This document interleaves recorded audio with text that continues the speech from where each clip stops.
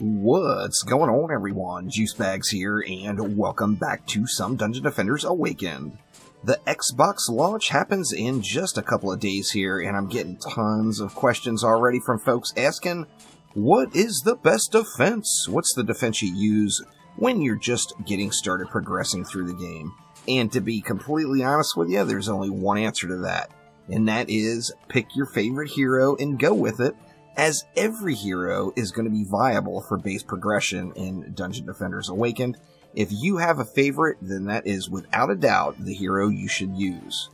However, people are going to want to know what I think is the best. So let's run through each of the 5 starting heroes and go through their top defenses to get you started in your Dungeon Defenders Awakened experience. Now, as you see here, we are starting things off on the Squire. And don't worry, y'all. Your harpoons will get to kicking. They will be just glorious. However, there's this one thing about harpoons. Harpoons require a lot of stat before they get good. And really, there's an argument to be had even at that point.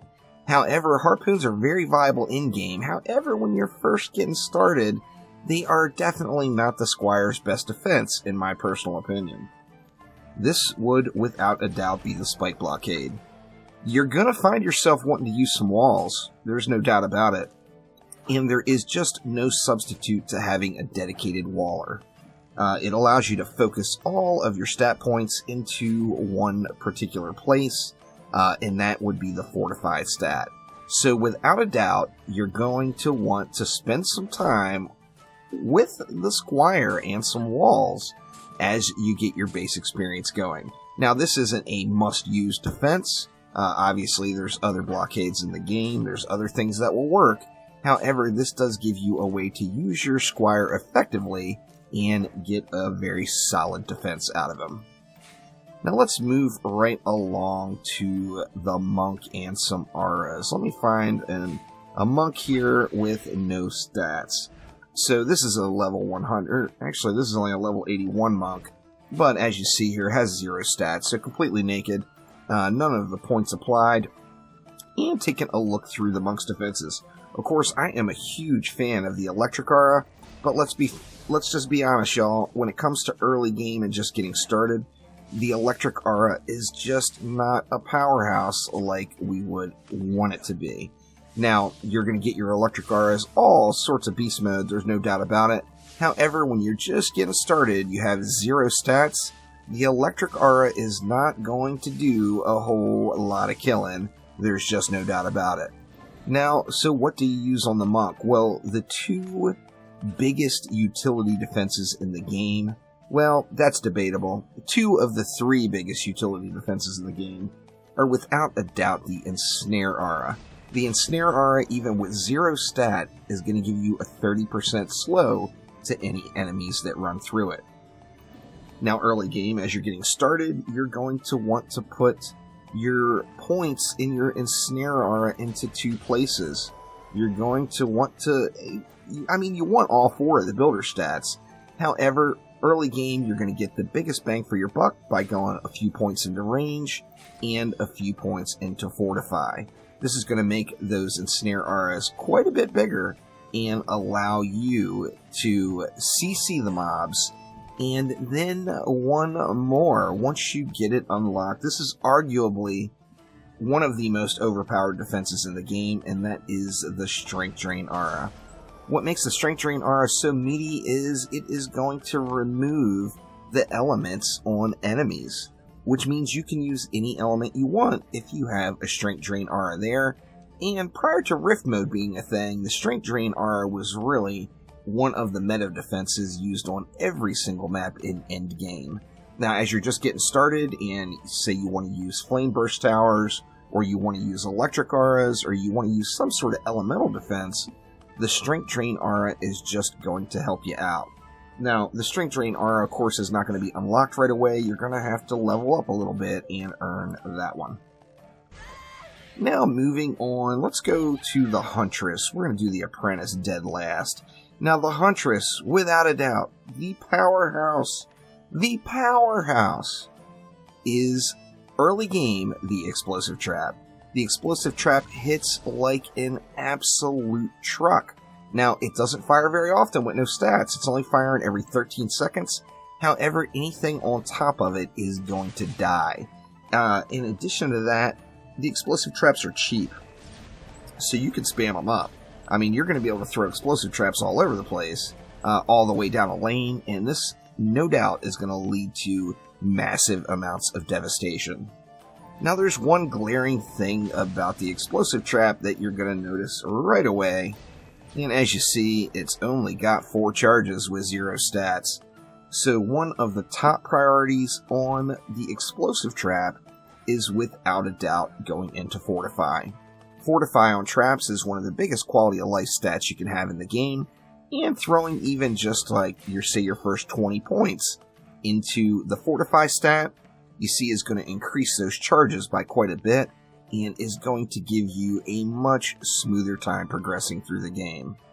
Now, after you get your Fortify to where you want it, let's take a look at the reset time. So it's only hitting every 13 seconds. Well, say, for example, you've got your 20 points into Fort, and you put your next 20 points into Rate. Oh yeah, now we see it's hitting every 5.9 seconds. That is much, much better, and a nice bit of gain for just a very, very little stat. You're going to be collecting Rune Points like crazy. By the end of just going through the very first map, you're going to have a ton of Rune Points to spend already. So this is without a doubt a huge defense, and it has one glaring benefit. I mentioned those Strength Drain auras. Well, the Explosive Trap is physical damage, as you see here. Now, physical damage is going to have no enemies that have elemental resistances all the way until you get to Massacre mode. So through your entire experience going through the campaigns and all the various difficulties all the way up, the Explosive Trap is never going to have an enemy that it can't do damage to. So that just makes it a powerhouse defense, however, definitely a bit on the high maintenance side. Now let's take a look at that lovely and glorious EVA. Obviously I'm a bit of a fanboy. This is my favorite hero, and the very first defense you unlock on the EV. Oh yeah, it's the Proton Beam, and let me tell you, the Proton Beam just melts. It just wrecks, and remember, this is with 0 stats, y'all, and it just dishes out the pain. So, Proton Beam's good stuff. Now, there's another big benefit, a couple of big benefits about Proton Beams. And first off would be, it's physical damage. So it's back around to not having any element, or any enemies that can have an elemental resistance to your Proton Beams. So Proton Beams are going to just wreck all the faces through much of the early game progression, no doubt about it. Now, another big benefit of the Proton Beams is how the stats work. Now, Proton Beams, just like traps, are going to benefit from Fortify.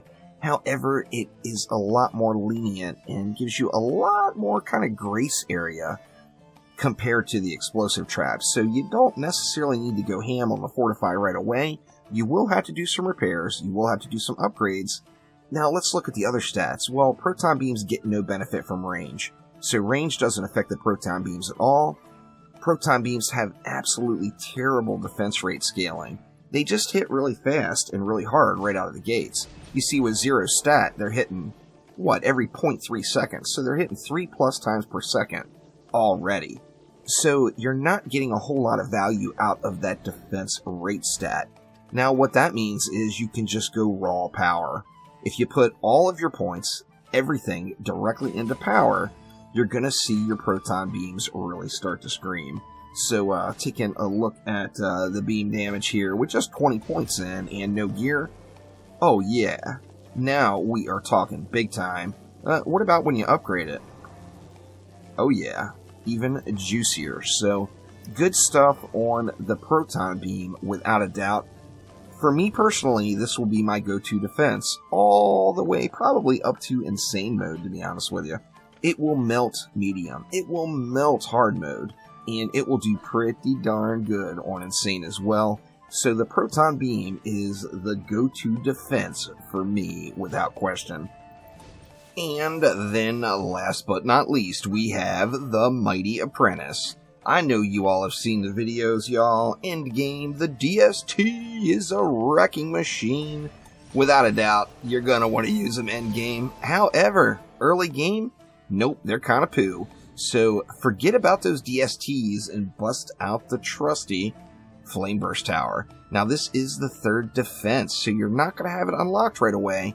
But once you get it unlocked, it is going to be a beast. Now, what's the biggest downside of a Flame Burst Tower? Well, as you can see, the range on that bad boy is just straight up trashed here. Now, this, of course, is with 0 stats. Now, with the range being so bad, range is definitely the first thing you would want to go into on the Flame Burst. Now, the same thing really applies here for the Harpoon Tower. If you just want to use the Squire, the range is just really, really poo. Now, this is also a really good example of diminishing returns and their effects. Diminishing returns, of course, means the more of a stat you put in, the less value you get back in return. However, your first points into range on the Flame Burst are quite huge. So, say we put 20 points into the range stat, this brings our Apprentice up to just straight 20 points of range. And then we take a look at the range now. Oh yeah, that's a little better, right? So the range gets a lot of value right away, and just that distance right there, 20 points, that is almost double the range value. It's really close to that, it looks like, just from the naked eye. So definitely range first on your Flame Burst. Now, talking about those diminishing returns, let's say we put another 20 points into range. So now we've got 40 points total into range. So if our first 20 points took us from 0 to 20, 40 should be like out here, right? Well, nope, it's not really the case, as you're going to start getting those diminishing returns right away. The difference between having 20 in the stat and 40 in the stat is quite minimal compared to having 0 to 20. Now, let's take that one step further and say we jack this bad boy all the way up to, let's say 100. Well, what's it going to be now? Well, now it's just not that much better. Right about there for the maximum range. So 0 points, 20 points, 40 points, and 100 points. So you see you lose that range value right away. However, those first points are some biggies. Now you get the same benefit from the defense rate. We take a look at the fire rate here, every 5.65 seconds. So not exactly spraying out the shots or anything. However, if we take just 20 points and put them into defense rate, oh yeah, now we're down to 1.68 seconds. So a massive gain from the first 20 points. We go ahead and put another 20 points. Yeah, it's a gain, but it is not anywhere near as massive as that first 20, right? So diminishing returns definitely in effect and getting the job done. That would be Blitz saying hello. Everybody say hi to the kitty. And what do you do with your Flame Burst then? Well, the other downside to the Flame Burst is its fire damage. So you're going to have something in. You're going to either have to have another damage type, like maybe some physical damage in the lane as well, with, say, an explosive trap, to be able to handle all of the mob types. So if you're using fire damage, you're going to have enemies that come out that are immune to fire damage. Now, the answer to this, of course, is the Strength Drain Aura. So you put that Strength Drain Aura down, it's going to strip away that fire immunity and allow the Flame Burst to do some damage. Now, the Flame Burst is a heavy hitter, and it is AoE, so don't leave it out, y'all. As you're progressing through, if you want to see some towers putting out a fireworks show, well, the Flame Burst could just be the one for you. Now, as I mentioned earlier, use the hero you like the best, y'all. Have fun, enjoy your experience. There are metas, as there are with any game, However, the game does offer enough viability from every hero that you can use it right out of the gates without any questions whatsoever. So if you have any personal favorites, make sure to let me know down in the comments below, or if you just have any questions about how you should begin your experience in Dungeon Defenders Awaken, throw it on down there and I'll do my best to get any questions answered. So thanks again, y'all. That will do it for now. I will see ya next time around. Take it easy.